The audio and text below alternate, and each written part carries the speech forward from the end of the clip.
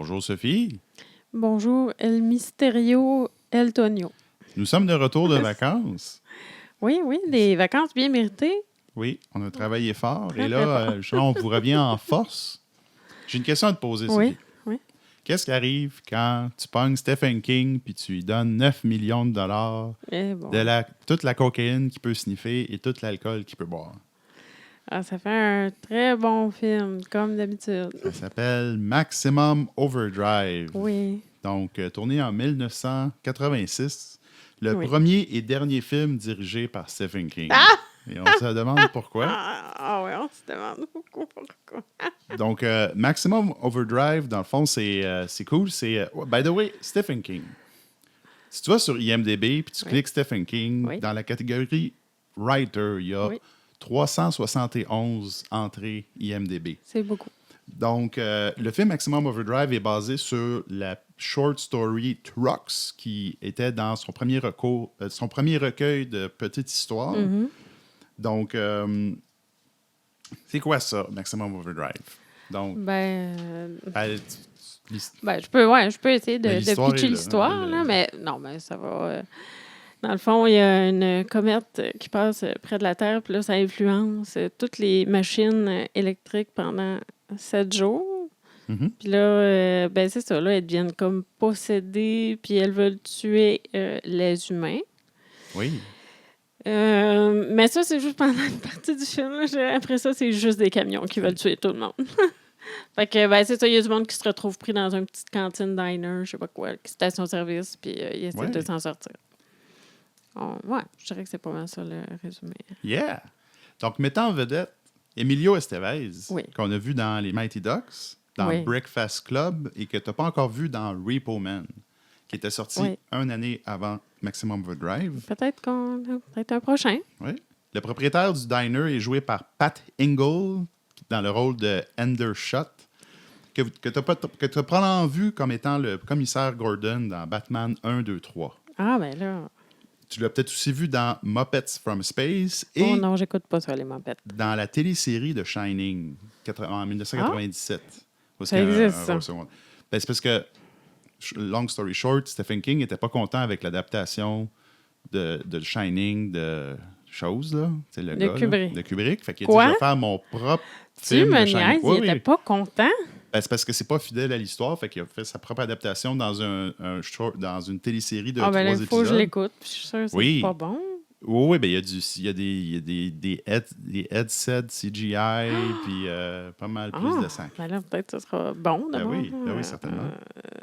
À un autre niveau. Oui, OK. Fait que si on continue la liste des acteurs, on a Laura Harrington dans le rôle de Brett, qui fait la fille qui fait du pouce, qu'on a vu dans Les Aventures de Bucaro Banzai, 1984. Oh, oui. The Devil's Advocate. Avec, oui. Puis, un de ses premiers films qu'elle a fait, ça s'appelle Joy of Sex, qui a 3 sur 10 sur IMDb. OK. Là, c'est ça, là, j'ai des petites surprises pour toi là, dans mes recherches. Tu sais, le couple, là, qui se font... Il y a un couple là, dans le film, là, de nouveaux mariés. Les nouveaux mariés. La fille, qui s'appelle Connie, est jouée par Yeardley Smith. Et tu as remarqué que cette fille-là, elle parle vraiment beaucoup dans ce film-là, puis elle a une voix vraiment agaçante. Oui, bien en même temps, on ne l'a pas noté, mais on l'a écouté en français. Oui. Ben, c'est ça, ça détruit. Si on l'aurait écouté en anglais, on aurait cliqué. On l'a écouté en français. C'est qui Yeardley Smith? C'est Lisa Simpson. Oh! Fait que c'est pour ça qu'elle n'arrête pas de parler dans le calice de film, parce que c'est la voix de Lisa Simpson. C'est pas la même personne qui a double dans le film que les doublages de Lisa. Effectivement. Non, ça sonne pas pantoute pareil. Ah. Et Yeardley Smith, tu l'as probablement vu dans le film de 2011, Le Chaperon, avec Paul Lévesque, a.k.a. Triple H. Ah? Ben, quoi? Le Chaperon? Ouais. Triple. Ben ça fait partie il y a comme plusieurs films de genre gars de la WWF qui sont comme des agents secrets qui font des nounous, là. Aïe, crime. Oui, on écoute ça. On écoute ça.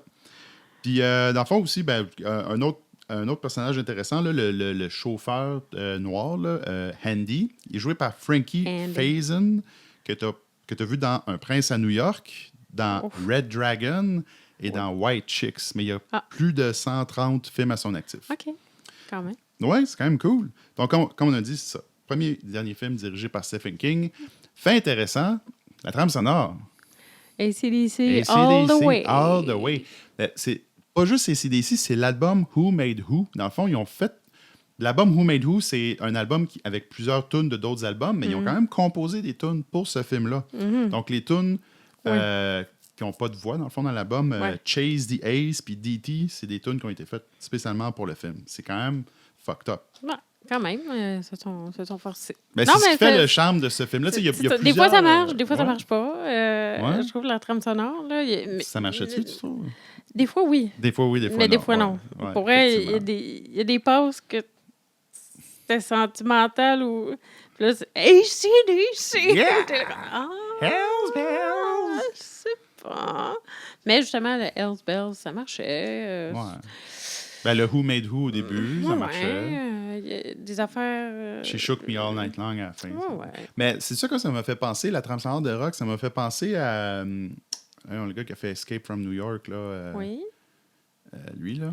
Oui. Parce que lui, tous ses films, c'est lui qui compose la musique, puis c'est tout le temps du rock comme basic, vraiment... voyons, aidez-moi, là, le gars qui a fait... Attends, on fait une pause. Oui, c'est ça. John Carpenter, dans le fond, c'est tous ses films indépendants, c'est lui qui fait la musique, puis c'est tout du rock très... fait que ça m'a fait beaucoup penser à John Carpenter, là. C'est ça. Escape from New York, c'est... C'est moins bon que John Carpenter. Ouais, non. Non, mais je dis l'esthétique musicale. Non. En tout cas, bref. Fait que comme j'ai dit plus tôt, Stephen King, il s'est fait donner infini cocaïne, infini alcool, 9 millions. Le film a été un échec au box-office. Il a fait seulement 7,4 millions. Mais il y a quand même il y a eu un cold following puis un follow-up. Et j'ai une surprise pour toi. Oui. Il y a eu une suite. En 1997, il y a un 97 straight-to-TV movie qui s'appelle Trucks, avec Trailer Without Brakes, You Turn, You Die. Non! Oui, madame. Fait qu'on va écouter... fait qu'on va demander à nos fans, faites un sondage. Voulez-vous qu'on écoute le direct-to-movie Trucks, qui est le prequel de Maximum Overdrive, avec aucun acteur connu? Faites un emoji spirale si vous voulez qu'on écoute ça dans les commentaires. Puis si vous voulez pas écouter ça, faites un emoji cœur. Yeah! On va voir qu'est-ce qui gagne. Fait que là, on rentre dans ce qui est vraiment intéressant à propos de ce film-là, c'est qu'il a été produit par Martha Schumacher, qui est devenue plus tard Martha de Laurentis. C'est la compagnie de distribution de Laurentis qui ont distribué, entre autres, Firestarter, Hannibal, Red Dragon et, une année avant Maximum Overdrive, Cat Eyes, qu'il va falloir qu'on écoute parce que c'est un film qui parle d'un chat. Puis ça, c'est une autre histoire de Stephen King. Ça me dit de quoi, ça? Oui. Ben, c'est... Mais je me demande si je ne l'ai pas déjà vu. Ça se peut. Et puis là, c'est ça. Ce qui est vraiment très intéressant, c'est dans Cat Eyes, le directeur de la cinématographie, ils sont allés chercher un Italien qui s'appelle Armando Nannuzzi. Et Nannuzzi, il a été directeur de photographie dans à peu près 104 films, dont La Cage aux folles 1 et 2, Silver Bullet, qui est un autre film de Stephen King, et c'est d'ailleurs là qu'ils sont connus, et dans Liberté, Égalité, Choucroute. Oui, effectivement. Fait que ce qui est vraiment intéressant de ce gars-là, c'est que c'est un Italien qui parlait pas full bien anglais. Fait que la communication était vraiment pas cool. Et est-ce que tu te rappelles de la scène du film, du film avec la tondeuse? Oui. OK. Dans cette scène-là, la tondeuse, Stephen King a dit on veut voir les lames de la tondeuse, malgré que l'équipe technique des effets spéciaux ont dit c'est pas une bonne idée. Fait que là, ce qui est arrivé, c'est qu'ils ont mis une caméra sur un truc de bois pour pouvoir voir des close-ups de la tondeuse. Et il y a eu un accident. Et il y a un morceau de bois qui a volé dans l'œil du directeur cinématographique. Et il est parti en hélicoptère puis il a perdu un œil. Donc, bref, le film a coûté 9 millions à faire, mais Armando Nannuzzi a poursuivi Stephen King et la compagnie de Laurentis pour 18 millions. Oui. Puis après ça, il a continué à faire des films. Il a fait une 60aine de films. Avec un œil, pas de profondeur. Directeur aucune profondeur en tant que... Avec un œil. Puis il est mort en 2000. What the fuck? Cool, hein? Mais il a-tu gagné son 18 millions? Ça a été réglé hors cours, donc on ne sait pas, mais il a dû gagner une certaine somme d'argent, j'imagine. Stephen King a dû sortir une couple de pièces de ses poches, là. Oui. Fait que c'est quand même fantastique. Elle perd un œil à cause de Stephen King, trop sous, trop gelé. Ouais. Mettez ça les lames. On pourrait mettre une lame en plastique et regarder la lame en métal. Ah, ben ouais. Mais c'est ça, ce qui m'amène à un autre sujet quand même qui n'est pas trop discuté sur IMDb ou sur Wikipédia, c'est l'élément technique. Tu sais, OK, le film, bof, c'est des chars qui tuent du monde. Mais les chars sont pilotés comment? Ça, c'est quand même cool. C'est quand même cool. Ça, c'est quand même cool parce qu'effectivement, à moins que ce soit du monde penché dans le char puis qu'ils font. Faut pas qu'on nous voit.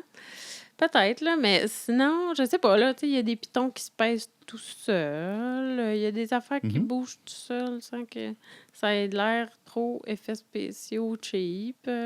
C'est quand même, c'est ça, Ah, l'escalade. mais les boutons qui se là, pèsent seuls, peut-être qu'ils tirent par en dessous avec une petite corde. Je sais pas. Non, mais il y a quand même, parce que c'est ça, la séquence un peu summum du film, c'est qu'ils sont encerclés dans le diner par des trucks qui tournent en rond, mais les trucks, ils n'ont pas de chauffeur. Puis, mais on les voit pas à chaque plan. Oui, mais dans le sens, l'intérieur du camion. il faut quand même que tu fasses des stunts avec un 18 roues, puis que le gars qui pilote le 18 roues, il voit-tu qu'est-ce qui se passe. Peut-être qu'il chauffait avec des miroirs. Puis, Ah, peut-être.